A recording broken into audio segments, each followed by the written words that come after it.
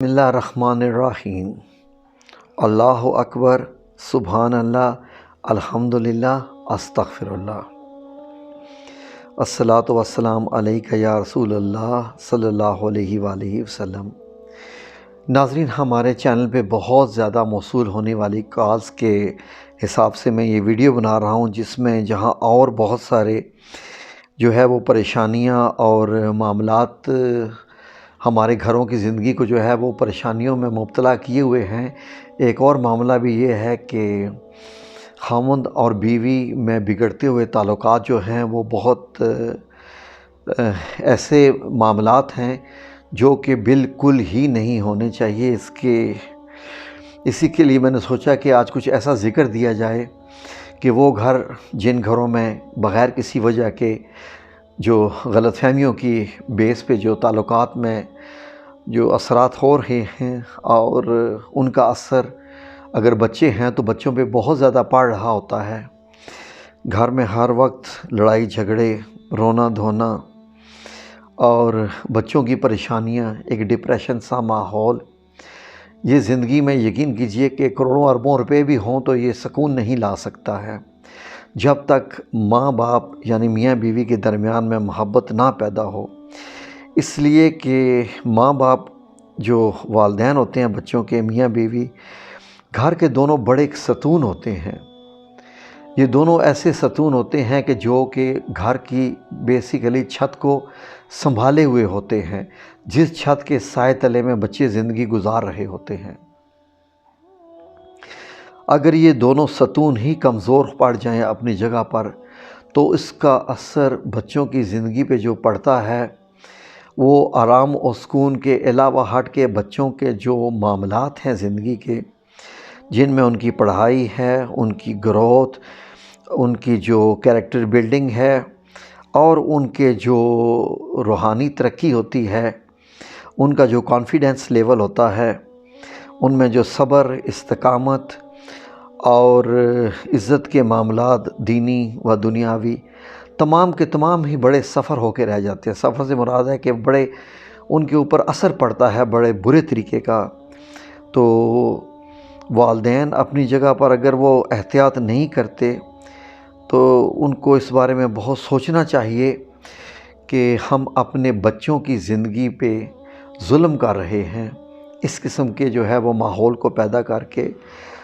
تو کوئی بھی ایسی بات کرنے سے پہلے، اپنے تعلقات خراب کرنے سے پہلے اس بات کی اشد ضرورت ہوتی ہے کہ اس معاملے کو بڑے ان ڈیپتھ گہرائی میں جا کے سمجھا جائے کہ گھر میں سے برکتیں ختم ہونا شروع ہو جاتی ہیں جب والدین آپس میں اس طرح کی گالی گلوچ، ایک دوسرے کو مارنے تک یعنی تھپڑ مارنے تک کی جب حد چلی جاتی ہے تو ان بچوں میں کریٹیوٹی کہاں سے آئے گی؟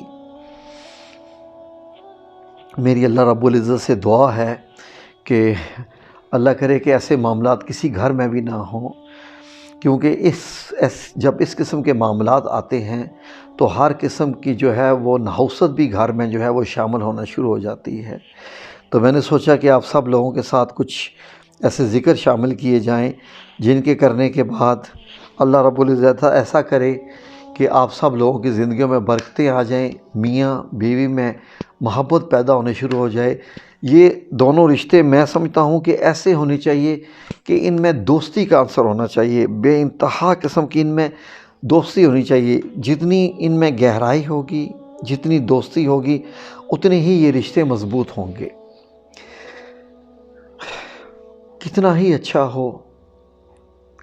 اچھا ہو کہ خاوند زندگی کے جو روزانہ کے معاملات ہیں وہ آ کے اپنی بیوی سے شیئر کیا کرے، اس میں بھی اس کی رائے لیا کرے، اس میں بھی اس کی رائے اس لیے لیا کرے کہ وہ اس کی شریک حیات ہے، صرف اس کے بچوں کی آیا نہیں ہے، اس کے بچوں کی نوکرانی نہیں ہے، وہ اس کا ایک اپنا رشتہ ہے بچوں کے ساتھ، والدہ کا۔ اس کے پاؤں کے نیچے اللہ رب العزت نے جنت رکھی ہوئی ہے، لیکن وہ خاوند کی تو شریک حیات ہے۔ جب حضرت حوا کو پیدا کیا گیا حضرت آدم علیہ السلام کی ٹیڑھی پسلی سے، اور حضرت آدم علیہ السلام نے پوچھا کہ تم کون ہو، تمہیں کس لیے پیدا کیا گیا ہے؟ تو انہوں نے کہا کہ میں حوا ہوں، تمہاری بیوی ہوں، اور تمہارے سکون کے لیے پیدا کیا گیا ہے۔ تو خاوند جب آ کے اپنے کچھ تلخ معاملات جو بزنس کے ہوں یا کچھ بھی باہر کے بھی ہوں، جب اپنی بیوی سے شیئر کرتا ہے، اور بیوی جب اس کو کچھ سکون، دلاسا، کچھ اچھے کلمات ایسے دیتی ہے تو بڑا سکون ملتا ہے اس چیز سے۔ یاد کیجئے جب نبی کریم صلی اللہ علیہ وآلہ وسلم نے وحی آنے کے بعد حضرت خدیجہ الکبریٰ رضی اللہ تعالی عنہا سے ذکر کیا تو آپ نے کیسا دلاسا دیا تھا، کیا الفاظ ادا کیے تھے۔ یہ تو سنت بھی ہے، اس سنت کو ہی اپنائیے۔ اس کو آپ یہ کیوں سمجھتے ہیں کہ وہ کچھ بھی نہیں سمجھتی، وہ کچھ بھی نہیں جانتی؟ اس لیے بیوی کو اپنی زندگی کا حصہ بنائیے اور اس کے ساتھ دوستوں کی طرح اپنے معاملات شیئر کیجیے۔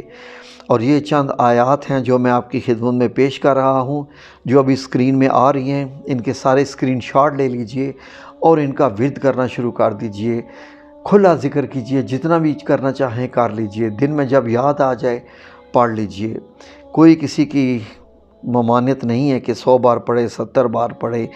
یہ آیات ایسی ہیں کہ جب میں نے ان کا ورد کیا، جب میں نے اس کا ورد کرنا شروع کیا، آج الحمدللہ رب العالمین، میرے رب ذوالجلال والاکرام کا اتنا میں شکر ادا کروں کم ہے کہ میں نے جب ان کا ورد کرنا شروع کیا، یقین کریں تو میں آج 23 سال ہو گئے میرے اور میری زوجہ محترمہ کے درمیان۔ وہ میری، یقین کریں کہ وہ میری، میں اگر کہوں کہ دنیا میں وہ میری دوست ہے۔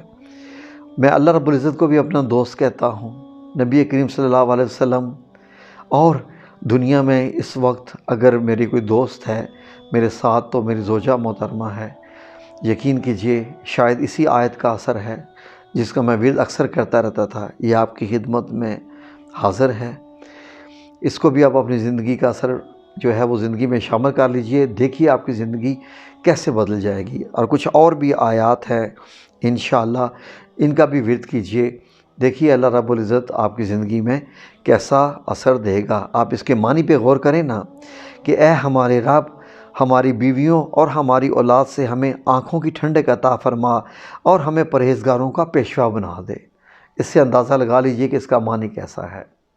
تو مجھے یقین ہے اپنے اللہ رب العزت سے کہ اس آیت کی برکت سے، اس کلام پاک، اس نور کی برکت سے، خواہ بیوی پڑھے، خاوند پڑھے، جو بھی پڑھ لے، انشاءاللہ باذن اللہ تعالی اللہ رب العزت آپ کی زندگی کو نور سے بھر دے گا۔